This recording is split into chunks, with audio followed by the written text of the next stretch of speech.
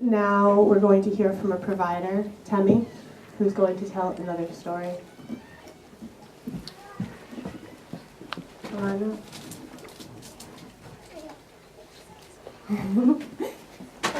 Thank you. Hi, everybody.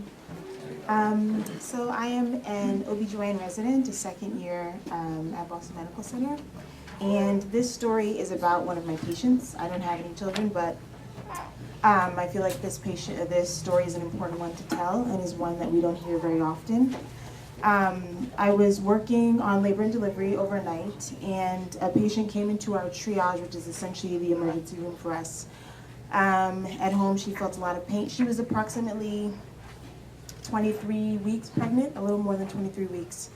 She felt pain at home, she had a malodorous discharge, and she felt like she was running a fever. She came in, I brought my chief with me so that we could examine her together, and we did our speculum exam, and we saw evidence of, her cervix dilating early and a bulging amniotic sac. So we knew that her delivery would be impending, and so essentially when that happens, we have to have a conversation with our patient about what that means for her, and particularly at this, what we call periviable stage, when they're around 24 weeks. The discussion is for this woman was that, especially after we'd done an ultrasound that showed that her baby was still living, was that she would deliver and we would allow her to see the baby if she wanted or not. And so for me, this is probably the one thing about my job that I really don't like. I love everything about it, but delivering babies very, very early, so early that we know they're not going to survive, and delivering babies that have died while in utero is, for me, exceptionally difficult. So we were in the delivery room, and her cervix had fully dilated. And these women, when this happens, they go through labor. Their labor experience is just as profound as one who is delivering a living baby. And so she felt the pain, and she labored, and she felt the stress of bringing this child into the world. And when she delivered,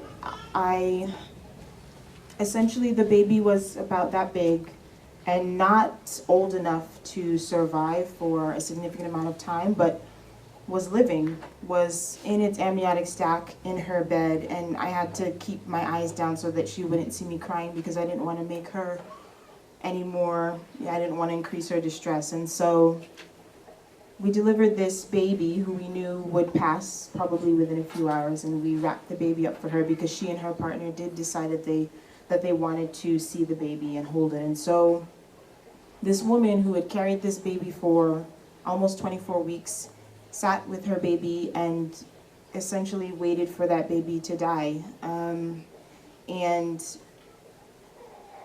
I can't imagine going through that or feeling that, but it for me was a story that I feel is one that women probably don't tell if they've experienced it, because it is difficult and painful, and is one that people probably have a difficult time relating to. And so I felt that telling this story of this birth and this delivery of this living child who then passed from this woman was an important story to tell.